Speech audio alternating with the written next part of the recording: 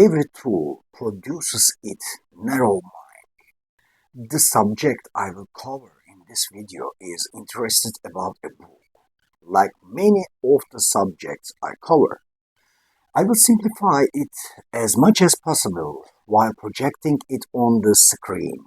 Such an attempt at simplification is to slaughter the subject. However, like smelling the beautiful flowers that may emerge from the carcasses of the massacre of philosophy through the screen, a few viewers will be curious about the subject and prefer to read Walter Benjamin. The real flowers of the subject I'm going to slaughter in this video because of the condemnation of the screen are in Walter Benjamin's books. I begin with the knowledge that there are few people left who like to pick beautiful flowers.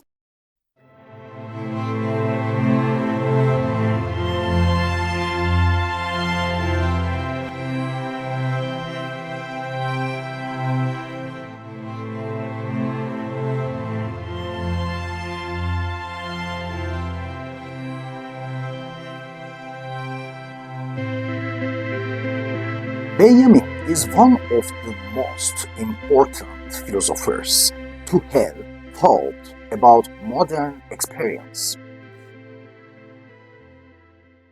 To understand the concept revolves around concepts such as memory, loss, and mourning. For him, experience is fragmented in the transition from the world of story to the world of technique.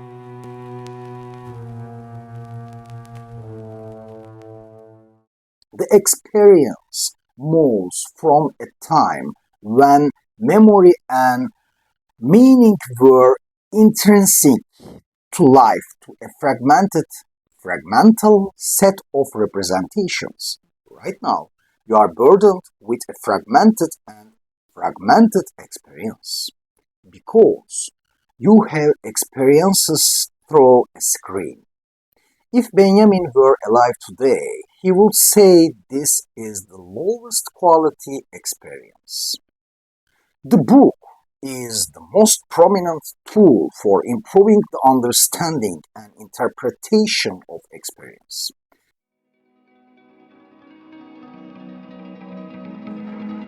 The book increases the power to interpret experience.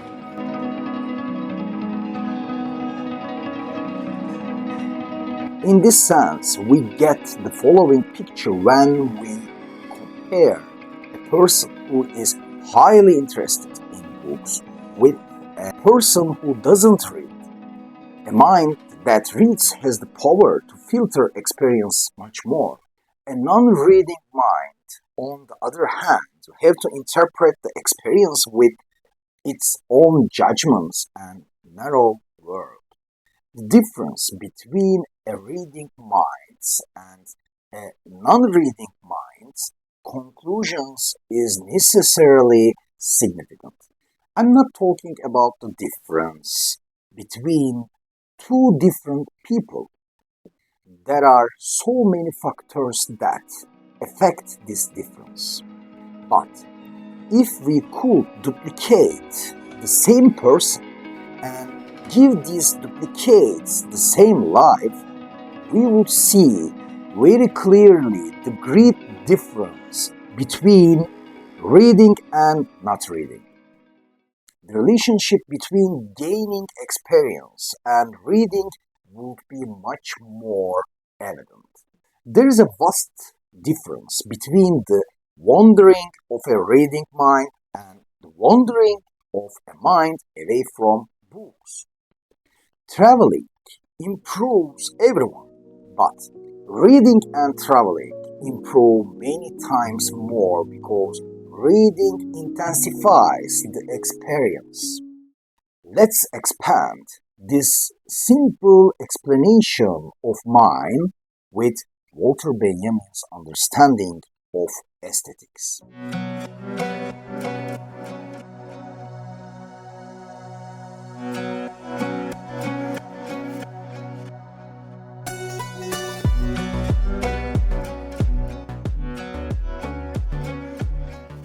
What makes aesthetics so important for Benjamin is the meaning that once permeated the fabric of human relations.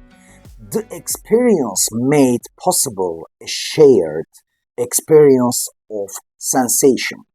What Kant meant by aesthetics is implicated in all of life.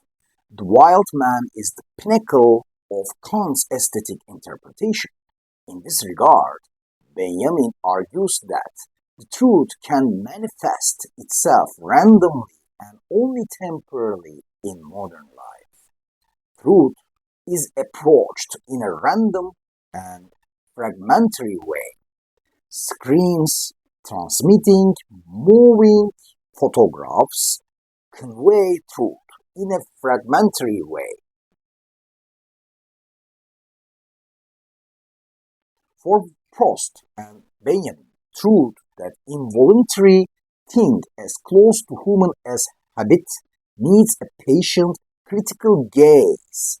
However, even a patient's critical gaze is doomed to chance encounters of life. But the screen makes even chance encounters impossible. Because the screen empties an encounter into the mind, patience is no longer a concept for the mind that encounters messages as dense as drops in the ocean. Patience is the most crucial factor in approaching the truth, and the screen destroys patience. The truth of the past and the work of art are no longer recognizable, even if they appear and disappear for a moment. No phenomenon has any value anymore. All life becomes unmethodic. Rudeness permeates every point. Patience necessarily depends on methodology and decency.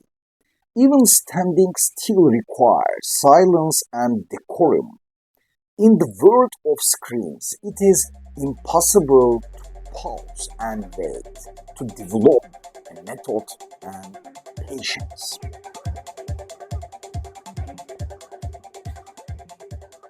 In this impossibility, the moment of encounter with the truth cannot be understood and felt.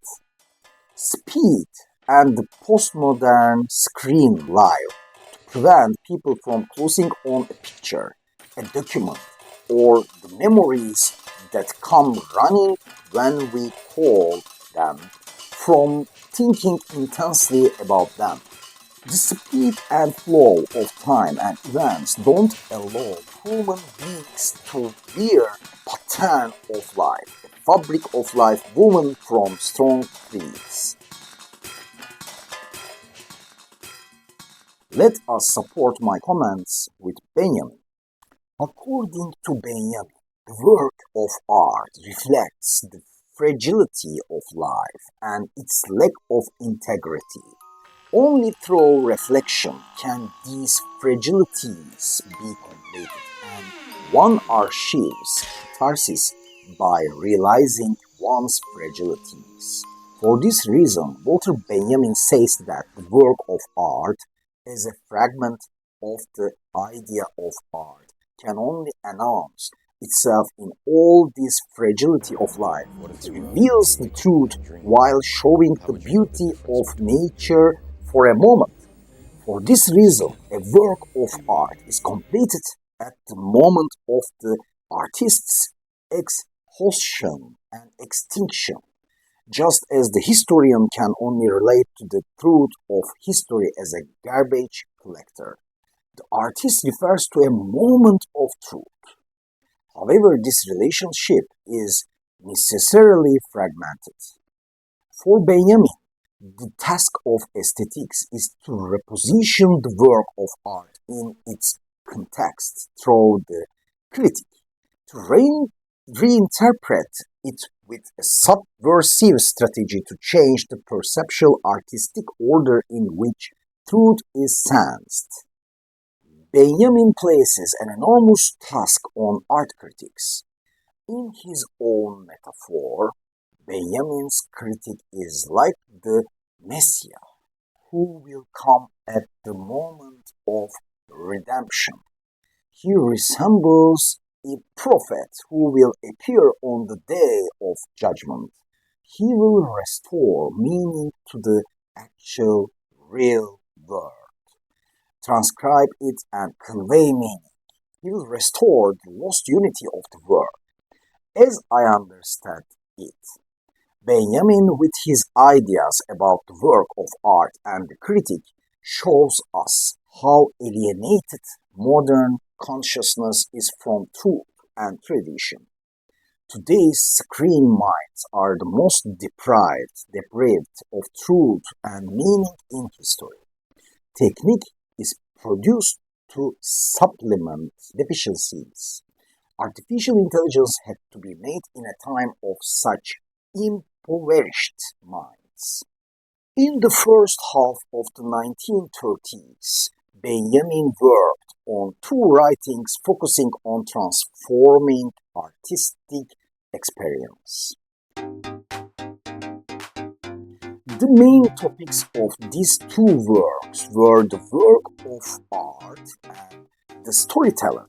The common theme of these writings was to show the fragmentation of the capacity to acquire experience through the transformation of artistic experience.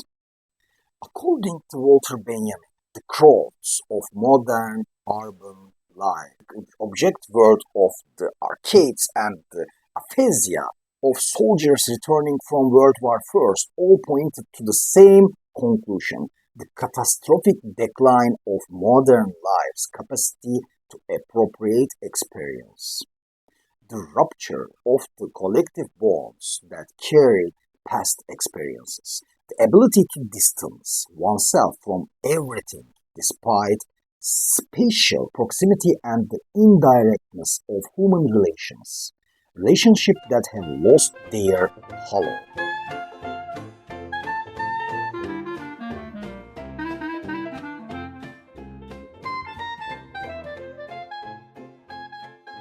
According to Benjamin, writing also loses its ability to communicate. Writing, which for him meant memory more than anything else, is no longer the space and symbol of the common world, but a representative of the amnesia of those walking down the street looking at shopping windows and the aphasia of those returning from war.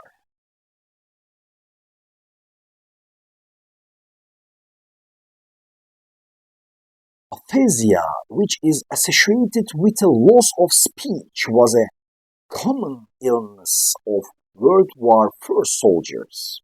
Benjamin coincided with this period. If he had listened to the sentences and self-talk of screen minds today, he would have reflected us with his sweet smile the pleasure of foreseeing that the postmodern experience could no longer improve the human being.